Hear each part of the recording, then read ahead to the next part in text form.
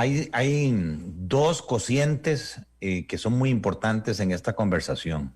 Un cociente que tiene como numerador esa resta que usted acaba de mencionar, ingresos totales del gobierno, cuya mayoría en más de un 90% son impuestos, menos los gastos antes de intereses, ese es el déficit, digamos, primario, comparado con el Producto Interno Bruto.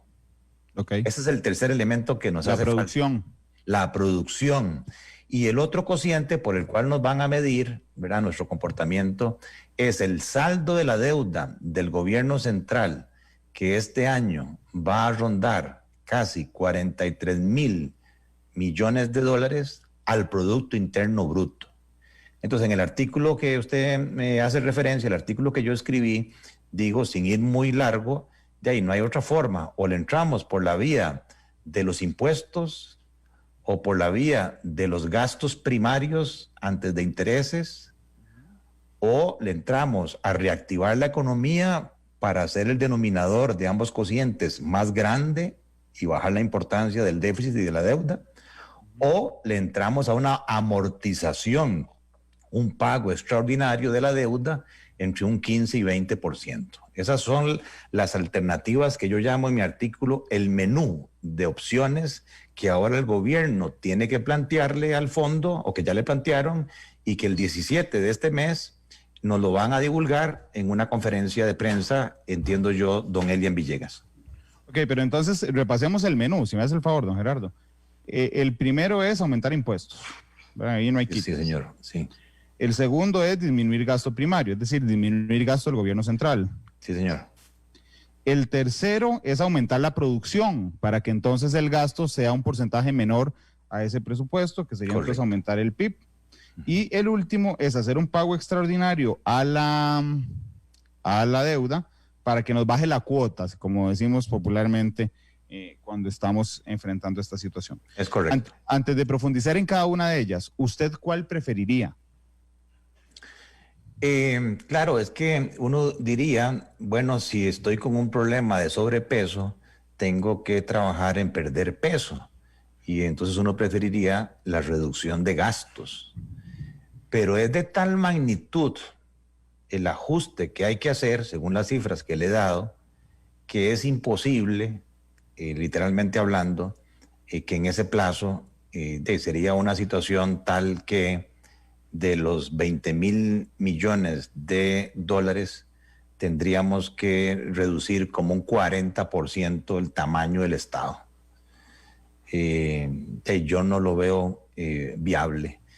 Entonces es tan urgente las medidas que hay que tomar de tan corto plazo. Alguna gente habla, bueno, pero ¿por qué no van y explotan los recursos naturales y descubren petróleo y el gas y el oro que hay en el país y demás? Bueno, eso puede ser, pero va a tomar sus años, va a tomar su tiempo. Y el problema es que yo me estoy ahogando ya. El paciente está, para utilizar términos actuales, en una UCI. Nuestro país está en una unidad de cuidados intensivos. Nosotros estamos a la vuelta de la esquina de pasar a un selecto grupo de países con una calificación triple C, o sea, países prácticamente insolventes, como Angola, como Zambia, como el Congo, como Surinam, como Belice. Ese es el nivel al cual llegaríamos si no tenemos una actuación rápida que dé una señal que vamos a salir del problema de las finanzas públicas que hoy tenemos encima. Ok, vamos a profundizar en cada una de ellas.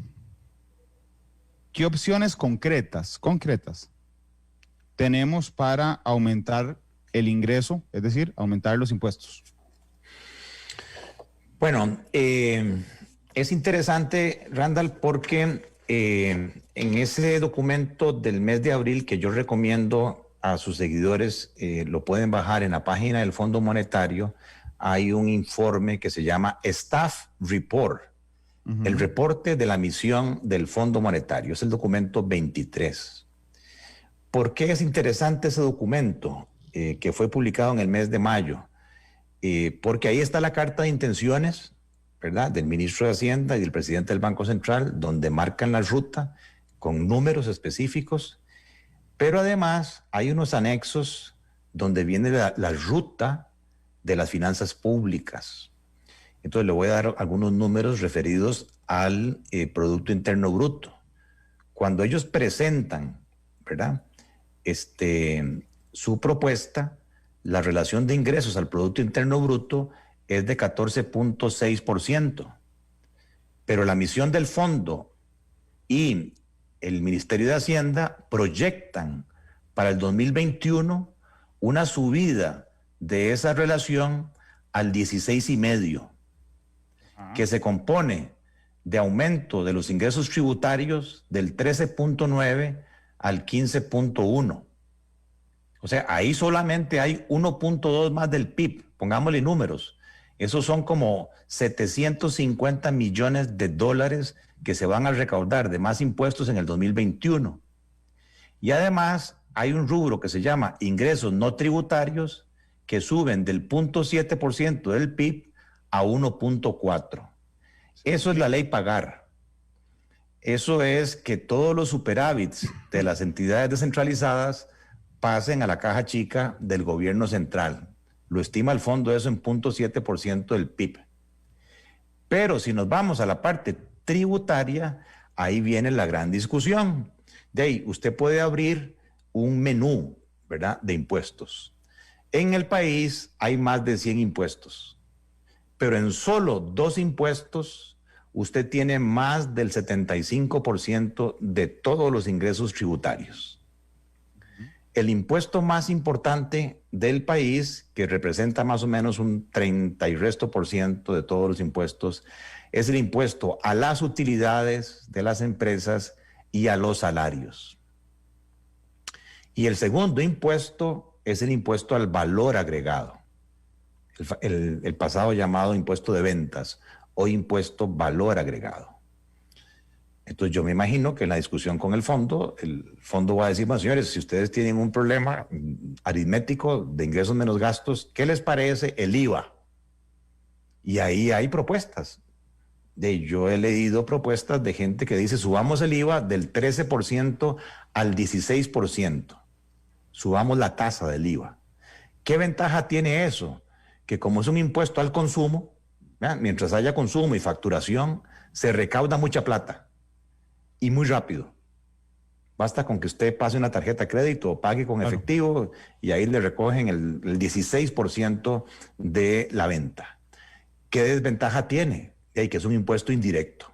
No es un impuesto que grave la fuente de la riqueza, sino que está gravando el consumo indirectamente.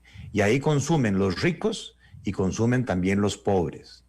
Y como es un porcentaje del 16%, no significa en términos de valor $1 lo mismo para una persona del quintil de ingresos más bajos que para una persona del quintil de ingresos más altos. O sea, usted le quita 1,000 pesos a una persona del decil de ingresos más bajos y tal vez con eso no puede comer una semana. Pero usted le quita esos 1,000 pesos a una persona del decil de ingresos más altos y simplemente deja de viajar o deja de consumir cerveza, etcétera. Ese es el problema del IVA. Y por eso yo he estado viendo que en algunos países como Brasil, Colombia, México, que están con los mismos problemas. Esto del COVID vino a reforzar el problema de las finanzas públicas. Lo que están diseñando es un IVA pobreza. Sí, suben la tasa del IVA, pero buscan un mecanismo de devolución o de compensación donde le devuelven el IVA a los 2 o 3 deciles de ingresos más bajos.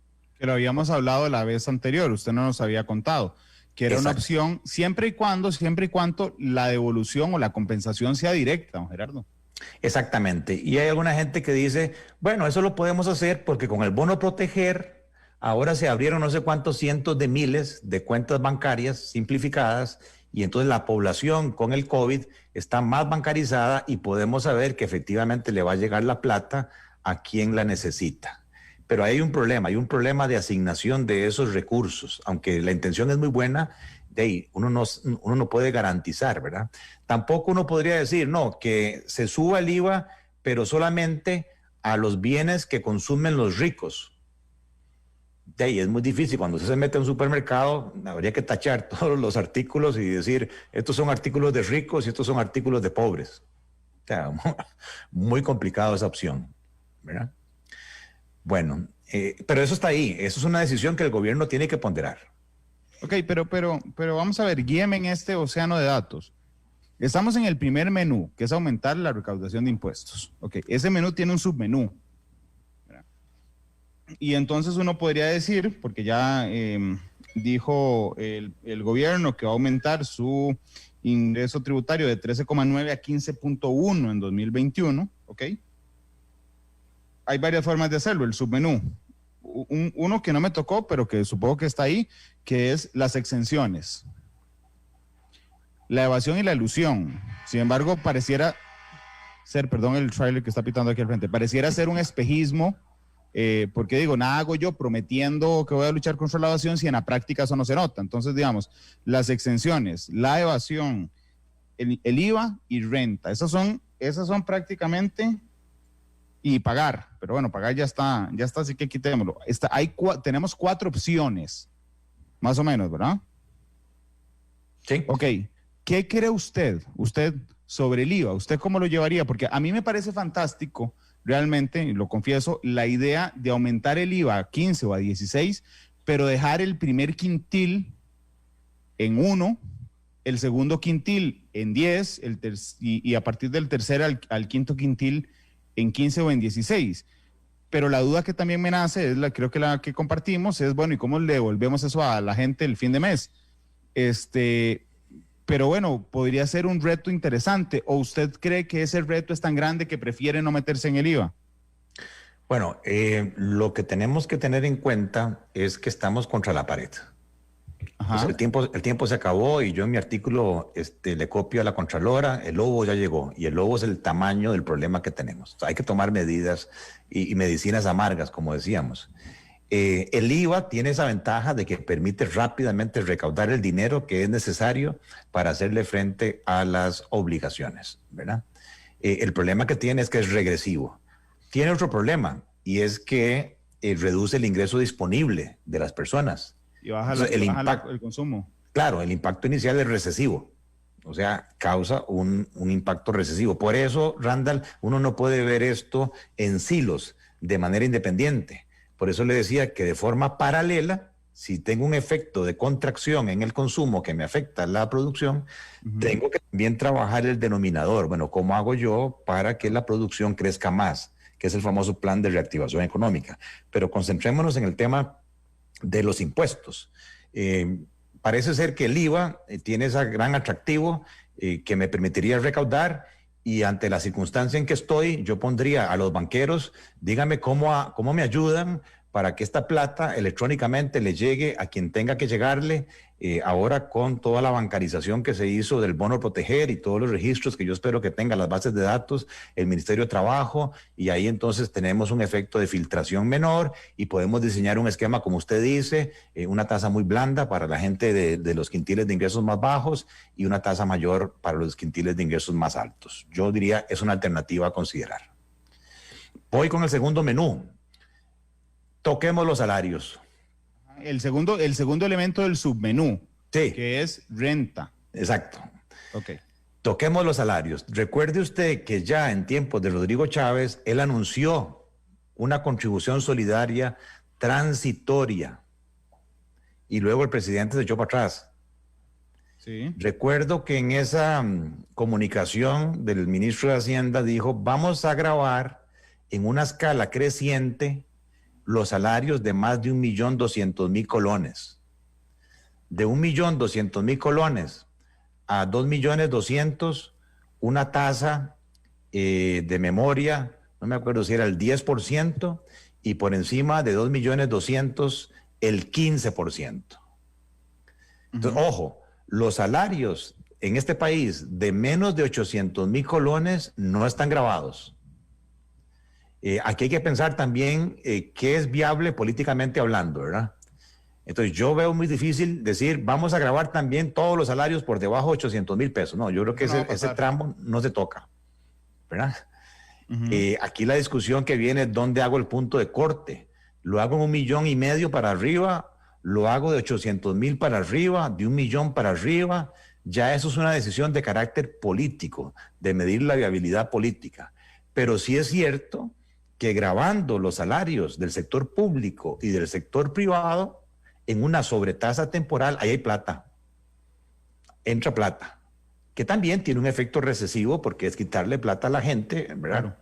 Que consume Las los dos, cualquier impuesto tiene un efecto en el claro, consumo y por tanto en la producción. Pero vea lo que estamos hablando, es que la situación que estamos hablando es una en el peor escenario que algunos apocalípticos andan vendiendo, que yo creo que no es así, pero podría darse el caso de un default. Si hay un incumplimiento, quiere decir que ya el gobierno se quedó sin ingresos, entonces no habrían salarios, no habrían pensiones, ¿verdad? No habrían transferencias. Claro, lo que usted me está diciendo en palabras sencillas es a la gente que de una vez brincó y dijo, no, a mí el salario no me lo tocan, entonces la respuesta es, bueno, ¿usted prefiere que le aumenten renta o quedarse sin salario?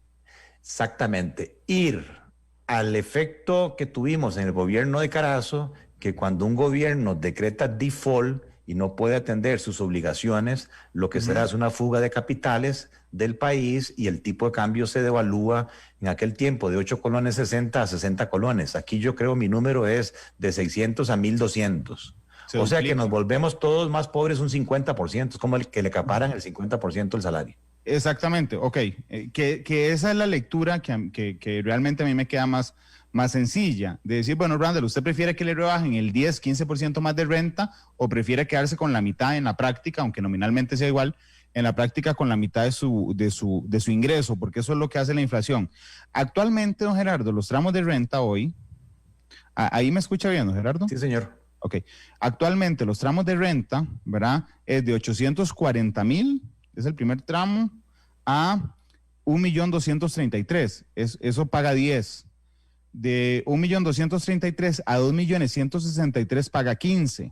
De 2,163,000 a 4,325,000 paga 20. Y sobre el exceso de 4,325,000 paga 25. ¿Cómo hace uno para aumentar esto? O sea, en la práctica, ¿qué hace? Hace los tramos más cortos, entonces hay más tramos, o sea, como decir, de 840 a 1,000,000 es 10, pero de 1,000,000 a 233 es 15, de 233 a 2 es 20. En la práctica, ¿cómo se hace para aumentar? No, lo más sencillo, pero claro, aquí ya nos metemos en materia laboral, habría que preguntarle a un especialista laboral, pero lo más sencillo es decir, bueno, yo dejo de 840 hacia abajo, no paga impuestos, de 840 a 1,200,000, la tasa le voy a sumar, digamos, un 3% más de un aporte transitorio solidario. Del 1,200,000 a, no sé, 2 millones que estaban pagando el 10%, ahora me va a incrementar una sobretasa de un 5% más. Y los demás de 4 millones de colones que tenían un 25%, ahora me van a pagar un 10% más. Ok, eso puede ser. Pero si yo digo, como Estado, que fue lo que hizo en Chile en el terremoto, aumento 5% todos los tramos, 5%, en lugar de 10-15, en lugar de 15-20, en lugar de 20-25, y en lugar de 25-30. Y cada año voy bajándole un punto, es decir, si hoy hice 15, el otro año será 14, el año será 13, el que sigue será 12, 11, hasta volver, digamos, al original. ¿Qué le parece esa idea, don Gerardo? Sí, me parece muy bien porque ojo que muchos de estos recursos van destinados a ayudarle a cerca de 700,000 personas que están sin salarios, que están sin ingresos. Por eso se llama una contribución solidaria, ¿verdad? Es para seguir fondeando el famoso bono proteger. Es el asistencialismo, ¿verdad? Ok, está bien, pero digamos, es decirle, y perdón el francés, jodete hoy y te vamos a ir desjodiendo conforme pase el tiempo. Es decir, un año vas a sentir un alivio porque te vamos a bajar un punto de renta, el año siguiente vas a sentir otro alivio, hasta llegar a los 5 años y regresar, digamos, a la normalidad. ¿De cuál es más amigo usted? ¿De esta que le estoy contando o de subir del 10 al 13, del 15 al 20, del 20 al 27, del 25 al 35? ¿Cuál le parece mejor?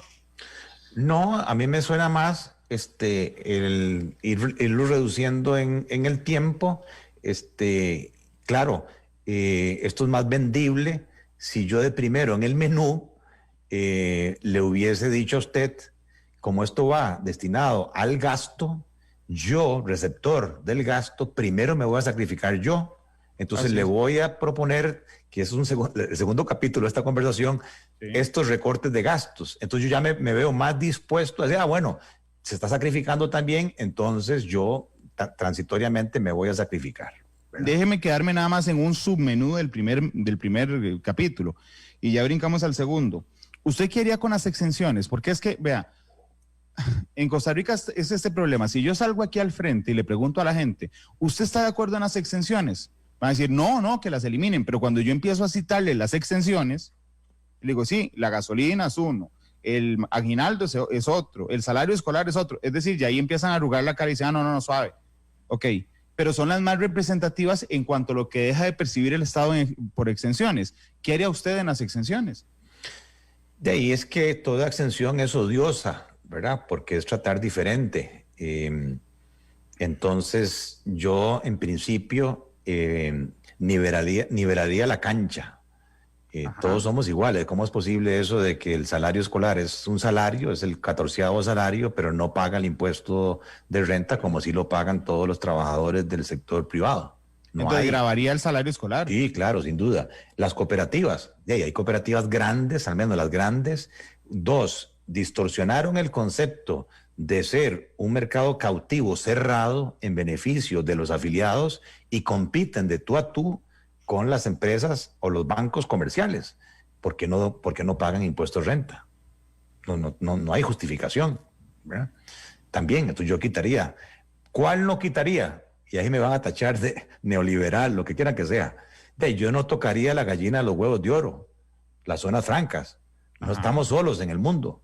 Panamá acaba de aprobar una ley de atracción de inversión extranjera directa. Si este país no tiene el flujo de inversión extranjera directa que recibe todos los años, 2.500 millones de dólares, de los cuales el 75% viene de zonas francas, el tipo de cambio no sería 600, sería 1.500. Claro. Aparte del empleo y aparte del salario más competitivo que reciben muchos muchachos de colegios y universidades públicas que se emplean en un sector que está creciendo a 2 dígitos. Bueno, pero es que uno podría ser muy mercenario simplemente en ese análisis, don Gerardo, y decir, bueno, suave, si yo grabo a las zonas francas, lo que voy a obtener es mucho menos que lo que obtengo sin grabarlas, porque se van a ir. Es decir, voy a pasar de recoger a no recoger nada. Exactamente. Ese análisis tan sencillo que lo hace usted, lamentablemente no es lo que se plantea por algunos diputados en el Congreso que son más populistas y venden esto como que no se van a ir, porque Costa Rica es lo máximo. No, al día siguiente se van a ir. El mundo se abrió. Hay competencia hoy entre los mismos estados de Estados Unidos para atraer inversión de un estado al otro. Imagínese. Claro. Entonces las exoneraciones yo sí las trabajaría. ¿Usted grabaría el aguinaldo? El otro día se lo pregunté a don Elian. Le dije, ¿usted grabaría el salario escolar? Sí. ¿Grabaría el aguinaldo? No. ¿Por qué? Porque es el mismo principio. Digamos, a mí me afecta porque yo tengo aguinaldo. Y me dijo, porque, no, Randall, es que ya es mucho. Así me dijo, no, es que ya es mucho. Y yo entiendo lo que me quería decir. Digamos, ahí se le levanta el mundo, pero es que es el mismo principio que el salario escolar, es una renta. Yo sí lo grabaría para los quintiles de ingresos más altos. Okay. O sea, si queremos hacer justicia social y uno agarra la encuesta nacional de hogares del INEC, que la última del año 2019, Randall, seamos totalmente transparentes. En el primer quintil de ingresos más bajos habitan 1.200.000 costarricenses, son la misma cantidad de hogares, 300.000 hogares, son más o menos casi 4 personas por hogar, y el ingreso por persona que reciben ahí son 60.000 colones. Entonces a ellos no les afecta en nada de eso. Mientras que en el quintil de ingresos más altos, el ingreso promedio por persona es 1.100.000 colones. ¿Cuánto es que se le cortó, don Gerardo? ¿Cuánto es? 1.100.000 colones. O sea que de los ingresos totales, el 50% se queda en el quintil de ingresos más altos y en el quintil de ingresos más bajos cae el 4%. Claro. Y en el quintil de ingresos más altos viven 700.000 personas. En el quintil más bajo 1.100.000. Entonces no es equitativo, hay un problema de desigualdad. Entonces sí, afectaría yo el aguinaldo, pero de la gente que tiene más plata. Bueno, igual los aguinaldos menores a 840 quedarían libres exactamente como hoy. Correcto. Así es. Vamos al segundo capítulo, que es el que nos va a convencer de cumplir el primer capítulo. Y es, ok, yo hago todo esto, pero ¿usted qué va a hacer? Porque un buen amigo me escribió hace un rato, cuando le dije que íbamos a ir al tema del gasto, y otra vez, perdón por el francés, pero suena más rico así. Me dice, Mae, pero el problema principal es que son las instituciones las que ninguna quiere recortar y pelean por no rebajar ningún gasto. O sea, estamos jodidos. Seguro que sí. Todo el mundo va a encontrar razones para no bajar el gasto. Bueno, yo creo que aquí hay que presentar evidencias sobre el destino del gasto y rendición de cuentas, porque mucha gente dice, es que vamos a afectar el 40% del presupuesto que es con fines sociales. De ahí nadie se opone a la educación, nadie se opone a la salud, nadie se opone a buenas carreteras y demás, pero ¿quién me garantiza a mí, verdad, que efectivamente esos gastos le están llegando a el estudiante, le están llegando a la persona que no puede comer, etcétera? Le voy a dar el dato, Randall, de los 11.449 miles de millones de colones, por primera vez en la historia de este país, ya los salarios, las remuneraciones, se llevan el rubro más importante de todo el presupuesto. Claro. Se llevan el 25%. Entonces yo me cuestionaría, pluses, ¿verdad? Incentivos, 280 incentivos, 2.100 millones de dólares anuales se van en este país en el pago de pluses y de convenciones colectivas. No estoy diciendo todos los funcionarios públicos, pero el estudio económico de la OCDE, para mismas posiciones, mismas habilidades, misma formación académica, determina que los salarios en el sector público son el doble de los salarios en el sector privado. Somos el miembro de la OCDE que gasta más en funcionarios públicos con la menor cantidad de funcionarios públicos. Sí, entonces, claro, cuando yo digo esto, en las redes sociales me atacan y muchos me dicen, pucha, es que yo soy empleado público, pero apenas me alcanza. No, yo no estoy diciendo, generalizando, estoy hablando de los quintiles de ingresos más altos. Falta más transparencia. En segundo lugar, el sistema de remuneraciones del sector público es sumamente complejo, es muy enredado. Para mismas posiciones, mismas funciones, las diferencias salariales incluso son de hasta el 600%.